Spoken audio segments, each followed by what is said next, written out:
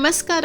Suhasini Kannada vlog ಚಾನಲ್ಗೆ ನಿಮಗೆಲ್ಲರಿಗೂ ಸ್ವಾಗತ. Welcome back to my channel. Good morning friends ಎಲ್ಲರಿಗೂ. ಸೊ ಇವತ್ತು ಬೆಳಿಗ್ಗೆ ಒಂದು ಹೆಲ್ದಿಯಾಗಿರುವಂತಹ ಮಿಲ್ಕ್ ಶೇಕ್ ಜೊತೆ ನಾನು ಇವತ್ತಿಂದ ಡೇ ವ್ಲಾಗನ್ನು ಶುರು ಮಾಡ್ತಾ ಇದ್ದೀನಿ. ಸೊ ಬೆಳಿಗ್ಗೆ ನಮ್ಮದೆಲ್ಲರದ್ದು ಕೂಡ ತಿಂಡಿ ಆಗಿದೆ. ತಿಂಡಿ ಆದ ನಂತರ ಸುಮಾರು ಒಂದು 11-12 ಗಂಟೆ ಟೈಮಲ್ಲಿ ನಾನು ಮಕ್ಕಳಿಗೆ ಯಾವುದಾದ್ರೂ ಒಂದು ಜ್ಯೂಸನ್ನು ಮಾಡಿಬಿಟ್ಟು ಕೊಡ್ತಾ ಇರ್ತೀನಿ. ಸೊ ಇವತ್ತು ಮನೆಯಲ್ಲಿ ಬನಾನಾ ಇತ್ತು, ಸೊ ಹಾಗಾಗಿ ಬನಾನಾ ಮಿಲ್ಕ್ ಶೇಕ್ ಮಾಡ್ತಾಯಿದ್ದೀನಿ. ಸೊ ಮಿಲ್ಕ್ ಶೇಕ್ ಮಾಡೋದಕ್ಕೆ ಚೆನ್ನಾಗಿ ಹಣ್ಣಾಗಿರುವಂಥ 2 ಬಾಳೆಹಣ್ಣನ್ನು ಸಣ್ಣ ಸಣ್ಣ ಪೀಸಸಲ್ಲಿ ಕಟ್ ಮಾಡಿಕೊಂಡು ಮಿಕ್ಸರ್ ಜಾರಿಗೆ ಹಾಕ್ಕೊಂಡಿದ್ದೀನಿ. ಮತ್ತು ರುಚಿಗೆ ಅದಕ್ಕೆ ಸ್ವಲ್ಪ ಬೆಲ್ಲ ಮತ್ತು ಸ್ವಲ್ಪ ಜೇನುತುಪ್ಪ ಕೂಡ ಹಾಕೋತಾ ಇದ್ದೀನಿ. ಬೆಲ್ಲ ಮತ್ತು ಜೇನುತುಪ್ಪ ಹಾಕೊಳ್ಳೋದ್ರಿಂದ ರುಚಿ ಚೆನ್ನಾಗಿರುತ್ತೆ, ಹಾಗೆ ಹೆಲ್ದಿ ಕೂಡ ಇರುತ್ತೆ. ನಿಮಗೆ ಬೆಲ್ಲ ಹಾಕೊಳ್ಳೋದಕ್ಕೆ ಇಷ್ಟ ಇಲ್ಲ ಅಂದರೆ ಸಕ್ಕರೆ ಕೂಡ ನೀವು ಹಾಕೋಬೋದು.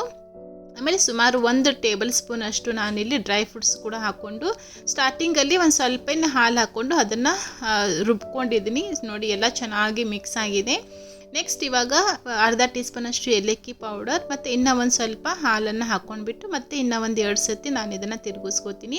ಸೊ ಈ ಥರ ಸೆಕೆಂಡ್ ಟೈಮ್ ಹಾಲು ಹಾಕ್ಕೊಂಡು ಜಾಸ್ತಿ ಹೊತ್ತು ತನಕ ನೀವು ಇದನ್ನು ಮಿಕ್ಸ್ ಮಾಡೋದೇ ಬೇಡ. ಜಸ್ಟ್ ಬರೀ ಮಿಕ್ಸರನ್ನು ಆನ್ ಆಫ್ ಮಾಡಿದ್ರೆ ಸಾಕು, ನೀಟಾಗಿ ಎಲ್ಲ ಕೂಡ ಮಿಕ್ಸ್ ಆಗಿಬಿಡುತ್ತೆ.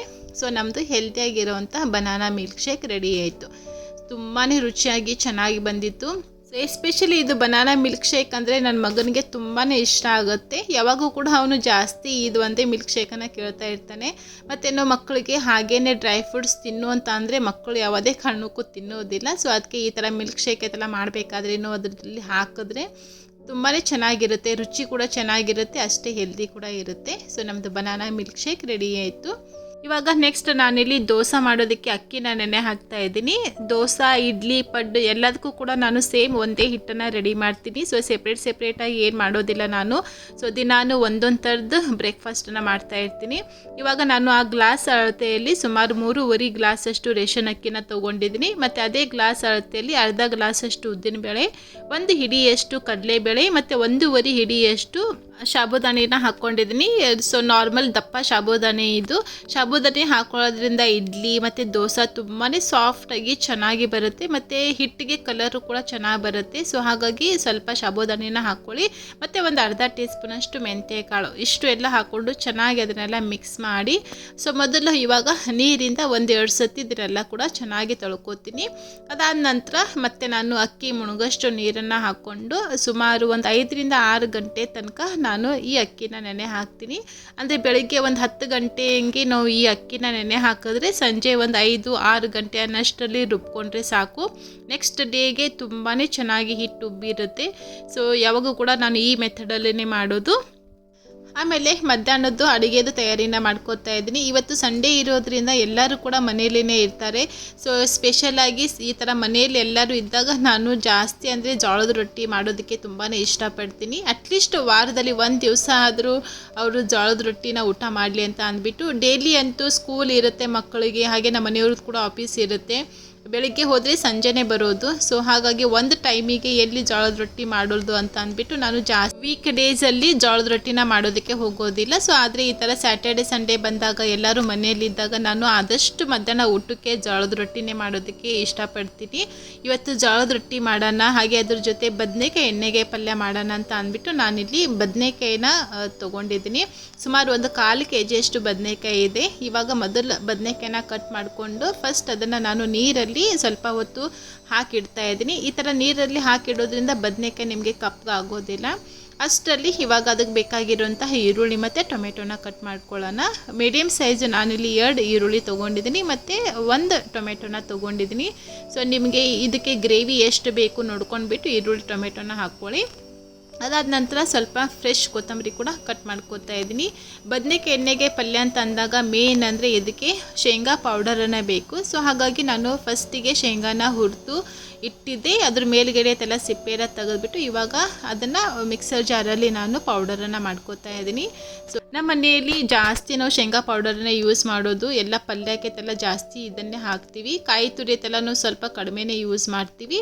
ನೋಡಿ ಶೇಂಗಾನ ನಾನು ಸ್ವಲ್ಪ ಈ ಥರ ದಪ್ಪನೇ ಪೌಡರ್ ಮಾಡ್ಕೊಂಡಿದ್ದೀನಿ. ಅದಾದ ನಂತರ ನೆಕ್ಸ್ಟ್ ಒಂದು 7-8 ಪೀಸಷ್ಟು ಬೆಳ್ಳುಳ್ಳಿನ ಜಜ್ಜಿ ರೆಡಿ ಮಾಡ್ಕೋತಾ ಇದ್ದೀನಿ. ಈ ಥರ ಫ್ರೆಶ್ ಆಗಿ ನೀವು ಕುಟ್ಟಿ ಹಾಕಿದ್ರೆ ಇನ್ನೂ ಟೇಸ್ಟಿಯಾಗಿ ಚೆನ್ನಾಗಿ ಬರುತ್ತೆ. ಬದನೆಕಾಯಿ ಪಲ್ಯಕ್ಕೆ ಬೆಳ್ಳುಳ್ಳಿದ ಫ್ಲೇವರ್ ತುಂಬಾ ಚೆನ್ನಾಗಿರುತ್ತೆ.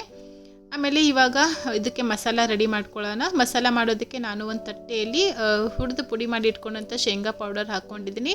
ಮತ್ತು ಅದಕ್ಕೆ ಖಾರಕ್ಕೆ ಎಷ್ಟು ಬೇಕು ನೋಡ್ಕೊಂಡ್ಬಿಟ್ಟು ಮಸಾಲ ಖಾರ, ನಮ್ಮದು ಉತ್ತರ ಕರ್ನಾಟಕದ ಸ್ಪೆಷಲ್ ಮಸಾಲ ಖಾರ ಇದು. ಹಾಗೆ ಅದ್ರ ಜೊತೆ ಸ್ವಲ್ಪ ಅರಿಶಿಣ ಕೂಡ ಹಾಕ್ಕೊಂಡಿದ್ದೀನಿ. ಸೊ ನಿಮ್ಮ ಹತ್ರ ಮಸಾಲ ಖಾರ ಇಲ್ಲ ಅಂದರೆ ನೀವು ಅದ್ರ ಬದಲಾಗಿ ಖಾರದ ಪುಡಿ ಕೂಡ ಇಲ್ಲಿ ಹಾಕ್ಕೋಬೋದು.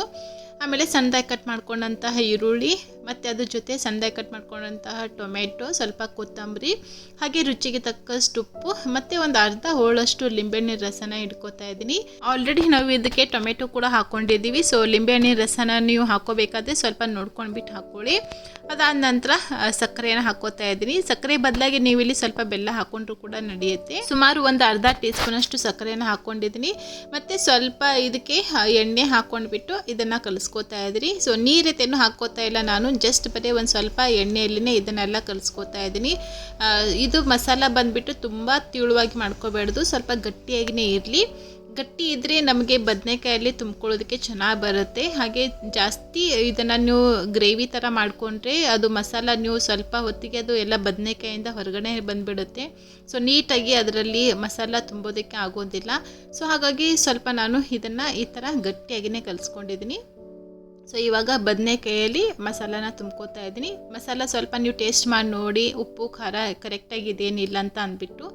ಬದನೆಕಾಯಿ ಎಣ್ಣೆಗೆ ಪಲ್ಯ ಅಂತಂದಾಗ ಸ್ವಲ್ಪ ಖಾರವಾಗಿದ್ರೇ ಚೆನ್ನಾಗಿರುತ್ತೆ. ಸೊ ಎಷ್ಟು ಬದನೆಕಾಯಲ್ಲಿ ಮಸಾಲಾನ ನಿಮಗೆ ತುಂಬ್ಕೊಳ್ಳೋದಕ್ಕೆ ಆಗುತ್ತೋ ಅಷ್ಟು ನೀಟಾಗಿ ಎಲ್ಲನ ತುಂಬ್ಕೊಳ್ಳಿ. ಸುಮಾರು ನಾನಿಲ್ಲಿ ಒಂದು 1/4 kg ಅಷ್ಟು ಬದನೆಕಾಯಿನ ತೊಗೊಂಡಿದ್ದೆ. ಸೊ ಬದನೆಕಾಯಿ ಕಟ್ ಮಾಡಿದ್ಮೇಲೆ ಕೆಲವೊಂದು ಬದನೆಕಾಯಿ ಅದರಲ್ಲಿ ಸರಿ ಇರಲಿಲ್ಲ.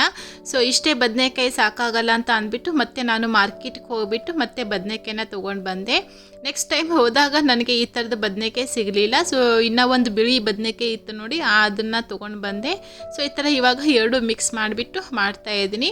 ಸೊ ಈ ಥರ ಎಲ್ಲ ಬದನೆಕಾಯಲ್ಲಿ ಮಸಾಲ ತುಂಬ್ಕೊಂಡಾದ್ಮೇಲೆ ಸ್ವಲ್ಪ ಮಸಾಲ ಉಳಿದಿದೆ, ಅದನ್ನು ನಾನು ನೆಕ್ಸ್ಟ್ ಒಗ್ಗರಣೆಯಲ್ಲಿ ಹಾಕೋತೀನಿ. ಇವಾಗ ಒಗ್ಗರಣೆ ಹಾಕ್ಕೊಳ್ಳೋಣ. ಒಗ್ಗರಣೆಗೆ ನಾನಿಲ್ಲಿ ಗ್ಯಾಸ್ ಮೇಲೆ ಒಂದು ದಪ್ಪ ತಳ ಇರೋ ಕಡಾಯಿನ ಇಟ್ಕೊಂಡಿದ್ದೀನಿ. ಅದಕ್ಕೆ 1 ಟೇಬಲ್ ಸ್ಪೂನಷ್ಟು ಎಣ್ಣೆ, ಈ ಪಲ್ಯಕ್ಕೆ ಸ್ವಲ್ಪ ಎಣ್ಣೆ ಜಾಸ್ತಿನೇ ಹಾಕ್ಕೊಳ್ಳಿ. ಆಮೇಲೆ ಸಾಸಿವೆ, ಜೀರಿಗೆ, ಅದಾದ ನಂತರ ಕರಿಬೇವಿನ ಎಲೆಗಳು ಮತ್ತು ಜಜ್ಜಿರೋಂಥ ಬೆಳ್ಳುಳ್ಳಿ. ಸೊ ಇಷ್ಟು ಎಲ್ಲ ಒಗ್ಗರಣೆ ಹಾಕ್ಕೊಂಡು ಚೆನ್ನಾಗಿ ಅದನ್ನು ಫ್ರೈ ಮಾಡ್ಕೊಂಡಾದ್ಮೇಲೆ ನೆಕ್ಸ್ಟ್ ಬದನೆಕಾಯಿನ ಹಾಕೋತಾ ಇದ್ದೀನಿ. ಸೊ ಈ ಥರ ಎಲ್ಲ ಬದನೆಕಾಯಿ ಹಾಕ್ಕೊಂಡಾದ್ಮೇಲೆ ಉಳಿದಿರುವಂಥ ಏನು ಮಸಾಲೆ ಇರುತ್ತೆ ನೋಡಿ, ಅದನ್ನು ಕೂಡ ಈ ಥರ ಮೇಲಿಂದ ಹಾಕ್ಕೊಂಡ್ಬಿಟ್ಟು ಚೆನ್ನಾಗಿ ಇದನ್ನೆಲ್ಲ ಕೂಡ ಎಣ್ಣೆಯಲ್ಲಿ ಮಿಕ್ಸ್ ಮಾಡ್ಕೊಳ್ಳೋಣ. ಸೊ ಈ ಟೈಮಲ್ಲಿ ಗ್ಯಾಸ್ ಫ್ಲೇಮ್ ನೀವು ಫುಲ್ ಲೋಲಿನೇ ಇಟ್ಕೊಳ್ಳಿ. ನೋಡಿ ಈ ಥರ ಎಲ್ಲ ಬದನೆಕಾಯಿ ಎಲ್ಲ ಚೆನ್ನಾಗಿ ಮಿಕ್ಸ್ ಮಾಡ್ಕೊಂಡಾದ್ಮೇಲೆ ನೆಕ್ಸ್ಟ್ ಇವಾಗ ಇದಕ್ಕೆ ನೀರು ಹಾಕ್ಕೊಳ್ಳೋಣ. ಪ್ಲೇಟಲ್ಲಿನೇ ಸ್ವಲ್ಪ ಮಸಾಲ ಉಳಿದಿತ್ತಲ್ಲ, ಸೊ ಹಾಗಾಗಿ ನಾನು ಅದೇ ಪ್ಲೇಟಿಗೆ ಸ್ವಲ್ಪ ನೀರನ್ನು ಹಾಕ್ಕೊಂಡ್ಬಿಟ್ಟು ಹಾಕಿದ್ದೀನಿ. ಸ್ಟಾರ್ಟಿಂಗಲ್ಲಿ ಸ್ವಲ್ಪನೇ ನೀರನ್ನು ಹಾಕ್ಕೊಂಡು ಈ ಥರ ಪ್ಲೇಟಿಂದ ಕವರ್ ಮಾಡಿ ಮತ್ತು ಒಂದು 2 ನಿಮಿಷ ಮುಚ್ಚಿಟ್ಕೊಳ್ಳಿ. ಒಂದು 2-3 ನಿಮಿಷ ಆದಮೇಲೆ ಮತ್ತೆ ನೀವು ಪ್ಲೇಟನ್ನು ತೆಗೆದುಬಿಟ್ಟು ಮತ್ತೆ ಇನ್ನೂ ಒಂದು ಸರ್ತಿ ಇದನ್ನು ಮಿಕ್ಸ್ ಮಾಡ್ಕೊಳ್ಳಿ. ಸೊ ಯಾಕಂದರೆ ಈ ಥರ ಮಾಡೋದ್ರಿಂದ ಬದನೆಕಾಯಿ ನಿಮಗೆ ಎಲ್ಲ ಕಡೆಯಿಂದ ಚೆನ್ನಾಗಿ ಈವನ್ನಾಗಿ ಕುಕ್ ಆಗುತ್ತೆ. ಮತ್ತು ಬದನೆಕಾಯಿ ನಿಮಗೆ ಈ ಟೈಮಲ್ಲಿ ಸ್ವಲ್ಪ ಇನ್ನೂ ಗ್ರೇವಿ ಥರ ಬೇಕು, ನೀರು ಕಡಿಮೆ ಅನ್ನಿಸ್ತಾ ಇದೆ ಅಂತಂದರೆ ಮತ್ತೆ ನೀವು ಇದಕ್ಕೆ ಇನ್ನೂ ಒಂದು ಸ್ವಲ್ಪ ನೀರನ್ನು ಹಾಕ್ಕೋಬೋದು. ಒಟ್ಟಿಗೆ ಒಂದೇ ಸರ್ತಿ ನೀರನ್ನು ಹಾಕ್ಕೊಂಡು ಕುದಿಸ್ಕೊಳ್ಳೋದಕ್ಕೆ ಹೋಗಬೇಡಿ. ನೋಡಿ ಸುಮಾರು ನಾನು ಒಂದು 5-6 ನಿಮಿಷದ ತನಕ ಬದನೆಕಾಯಿನ ಕುದಿಸ್ಕೊಂಡಿದ್ದೀನಿ. ಚೆನ್ನಾಗಿ ಸಾಫ್ಟಾಗಿ ಆಗಿದೆ ಮತ್ತು ನೋಡಿ ಕಲರ್ ಕೂಡ ಚೇಂಜ್ ಆಗಿದೆ. ಸೊ ನೋಡಿದ ತಕ್ಷಣ ನಿಮಗೆ ಗೊತ್ತಾಗುತ್ತೆ ಬದನೆಕಾಯಿ ಬೆಂದಿದೆ ಅಂತ ಅಂದ್ಬಿಟ್ಟು. ಇಲ್ಲಾಂದರೆ ಸ್ಪೂನಿಂದ ಈ ಥರ ನೀವು ಪ್ರೆಸ್ ಮಾಡಿಬಿಟ್ಟು ಕೂಡ ನೋಡ್ಬೋದು. ಇವಾಗ ಕೊನೆಯಲ್ಲಿ ಸ್ವಲ್ಪ ಕೊತ್ತಂಬರಿನ ಹಾಕ್ಕೊಂಡ್ಬಿಟ್ರೆ ಸೊ ನಮ್ಮದು ಬದನೆಕಾಯಿ ಎಣ್ಣೆಗಾಯಿ ಪಲ್ಯ ರೆಡಿ ಆಯಿತು. ತುಂಬಾ ಟೇಸ್ಟಿಯಾಗಿ ಚೆನ್ನಾಗಿ ಬಂದಿತ್ತು. ಬಿಸಿ ಬಿಸಿ ರೊಟ್ಟಿ ಜೊತೆ ಅಂತೂ ಈ ಥರದ ಬದನೆಕಾಯಿ ಪಲ್ಯ ಇದ್ದರೆ ಸೊ ಮುಗ್ದೇ ಹೋಯಿತು. ನಮ್ಮ ಮನೆಯಲ್ಲಿ ಎಲ್ಲರೂ ಕೂಡ ತುಂಬಾ ಇಷ್ಟಪಟ್ಟರು. ನೀವು ಕೂಡ ಈ ಥರ ಒಂದು ಸತಿ ಮಾಡಿ ನೋಡಿ, ತುಂಬಾ ಚೆನ್ನಾಗಿ ಬರುತ್ತೆ. ಸೊ ಆಮೇಲೆ ತುಂಬಾ ಲೇಟ್ ಆಗಿಬಿಟ್ಟಿತ್ತು. ಸೊ ನಾನು ಮತ್ತೆ ರೊಟ್ಟಿ ರೆಸಿಪಿ ಕೂಡ ಶೂಟ್ ಮಾಡ್ಕೋತ ಕೂತ್ರೆ ಇನ್ನೂ ಲೇಟ್ ಆಗಿಬಿಡುತ್ತೆ ಅಂತ ಅಂದ್ಬಿಟ್ಟು ನಾನು ಬೇಗ ಹಾಗೆ ರೊಟ್ಟಿನ ಮಾಡ್ಕೊಂಡ್ಬಿಟ್ಟೆ. ಸೊ ಬೇಕಂದರೆ ನಾನು ನೆಕ್ಸ್ಟ್ ಟೈಮಲ್ಲಿ ಜೋಳದ ರೊಟ್ಟಿ ರೆಸಿಪಿ ಕೂಡ ನಿಮ್ಮ ಜೊತೆ ಶೇರ್ ಮಾಡ್ಕೋತೀನಿ.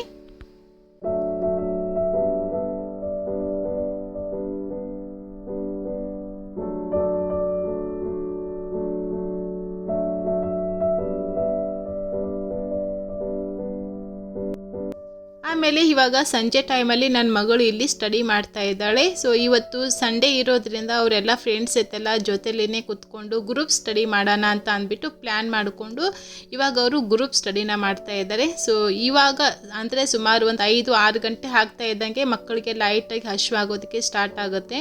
ಸೊ ಅದಕ್ಕೆ ಸಂಜೆ ಟೈಮಲ್ಲಿ ಅವರಿಗೆ ಮಿಲ್ಕ್ ಶೇಕ್ ಅಥವಾ ಏನಾದರೂ ಹಣ್ಣಿದ್ರೆ ಹಣ್ಣು ಕಟ್ ಮಾಡಿಕೊಡ್ತೀನಿ. ಸೊ ಏನೂ ಇಲ್ಲ ಅಂದರೆ ಈ ಥರ ಏನಾದರೂ ಒಂದು ಸ್ನ್ಯಾಕ್ಸ್ ಮಾಡಿಕೊಡ್ತೀನಿ. ಸೊ ಇವತ್ತು ಸಂಜೆ ಟೈಮಲ್ಲಿ ಅವಕಾಡೋ ಟೋಸ್ಟ್ ಮಾಡೋಣ ಅಂತ ಅಂದ್ಕೊಂಡಿದ್ದೀನಿ. ಸೊ ಮಾರ್ಕೆಟಿಂದ ನಾನು ಅವಕಾಡೋನ ತೊಗೊಂಡು ಬಂದು ಆಲ್ರೆಡಿ 3-4 ದಿವಸ ಆಗಿತ್ತು. ಸ್ವಲ್ಪ ಹಸಿದೇ ಇತ್ತು, ಹಣ್ಣಾಗೇ ಇರಲಿಲ್ಲ. ಸೊ ಅದಕ್ಕೆ ಅದರಲ್ಲಿ ಒಂದು ಅವಕಾಡೋ ಚೆನ್ನಾಗಿ ಹಣ್ಣಾಗಿದೆ. ಸೊ ಅದ್ರದ್ದೇ ಟೋಸ್ಟ್ ಮಾಡೋಣ ಅಂತ ಅಂದ್ಬಿಟ್ಟು ಮಾಡ್ತಾಯಿದ್ದೀನಿ. ಇದು ಅವಕಾಡೋ ಟೋಸ್ಟ್ ತುಂಬಾ ಹೆಲ್ತಿಯಾಗಿ ಚೆನ್ನಾಗಿರುತ್ತೆ ವೆಯ್ಟ್ ಲಾಸ್ ಮಾಡೋರಿಗೆ, ಮತ್ತು ಈ ಥರ ಸಂಜೆ ಟೈಮಲ್ಲಿ ಮಕ್ಕಳಿಗೆ ಕೊಡೋದಕ್ಕೆ, ಲಂಚ್ ಬಾಕ್ಸ್ ಇದೆಲ್ಲ ಕೊಡೋದಕ್ಕೆ ತುಂಬಾ ಚೆನ್ನಾಗಿರುತ್ತೆ. ಮೊದಲು ನಾನು ಸ್ವಲ್ಪ ಬಟರ್ ಹಚ್ಚಿಬಿಟ್ಟು ಬ್ರೆಡನ್ನು ಟೋಸ್ಟ್ ಮಾಡಿ ಇಟ್ಕೊಂಡಿದ್ದೀನಿ. ಅದಾದ ನಂತರ ಚೆನ್ನಾಗಿ ಹಣ್ಣಾಗಿರೋಂಥ ಅವಕಾಡೋನ ಕಟ್ ಮಾಡಿ ಅದನ್ನು ಸ್ಮ್ಯಾಶ್ ಮಾಡ್ಕೊಂಡಿದ್ದೀನಿ. ಆಮೇಲೆ ಅದಕ್ಕೆ ಸ್ವಲ್ಪ ಚಿಲ್ಲಿ ಫ್ಲೇಕ್ಸ್ ಮತ್ತು ಸ್ವಲ್ಪ ಈರುಳ್ಳಿ, ಟೊಮೆಟೊ, ಕೊತ್ತಂಬರಿ ಮತ್ತು ಸ್ವಲ್ಪ ಬ್ಲ್ಯಾಕ್ ಪೇಪರ್ ಪೌಡರ್, ರುಚಿಗೆ ತಕ್ಕಷ್ಟು ಉಪ್ಪು ಮತ್ತು ಒಂದು ಸ್ವಲ್ಪ ಮೇಲಿಂದ ಆಲಿವ್ ಆಯಿಲನ್ನು ಹಾಕ್ಕೊಂಡು ಚೆನ್ನಾಗಿ ಇದನ್ನು ಮಿಕ್ಸ್ ಮಾಡ್ಕೊತಾ ಇದ್ದೀನಿ. ಅವಕಾಡೋಗೆ ಏನೂ ಕೂಡ ಫ್ಲೇವರ್ ಇರೋದಿಲ್ಲ, ಪ್ಲೇನಾಗಿ ಹಾಗೇ ಇರುತ್ತೆ. ಸೊ ಈ ಥರ ನೀವು ಅದಕ್ಕೆ ಯಾವ ಫ್ಲೇವರ್ ಬೇಕು ಆ ಫ್ಲೇವರನ್ನು ಹಾಕ್ಕೊಂಡ್ಬಿಟ್ಟು ಈ ಟೋಸ್ಟ್ನ ಮಾಡ್ಕೋಬೋದು. ಮತ್ತು ಸ್ವಲ್ಪ ನಾನು ಇದಕ್ಕೆ ಆರಿಗ್ಯಾನೋ ಕೂಡ ಹಾಕ್ಕೊಂಡಿದ್ದೀನಿ. ಸೊ ತುಂಬಾ ಚೆನ್ನಾಗಿ ಟೇಸ್ಟಿಯಾಗಿ ಬಂದಿತ್ತು. ಸಿಂಪಲ್ಲಾಗಿದೆ, ಬರೀ ಒಂದು 5-10 ನಿಮಿಷದಲ್ಲಿ ನೀವು ಇದನ್ನು ರೆಡಿ ಮಾಡ್ಕೋಬೋದು. ತುಂಬಾ ಹೆಲ್ದಿಯಾಗಿ ರುಚಿಯಾಗಿರುತ್ತೆ. ಸೊ ಎಸ್ಪೆಷಲಿ ಇದು ನನ್ನ ಮಗಳಿಗೆ ತುಂಬಾ ಇಷ್ಟ ಆಗುತ್ತೆ. ಅವಕಾಡೋಗೆ ಬಟರ್ ಫ್ರೂಟ್ ಅಂತಲೂ ಕರೀತಾರೆ. ಸೊ ಇದರಲ್ಲಿ 2 ಟೈಪ್ ನಿಮಗೆ ಬಟರ್ ಫ್ರೂಟ್ ಸಿಗುತ್ತೆ. ಸೊ ಇದಕ್ಕಿಂತ ಸ್ವಲ್ಪ ದಪ್ಪ ಸೈಜಲ್ಲಿ ಇರುವಂಥ ಬಟರ್ ಫ್ರೂಟ್ ಕೂಡ ಇರುತ್ತೆ.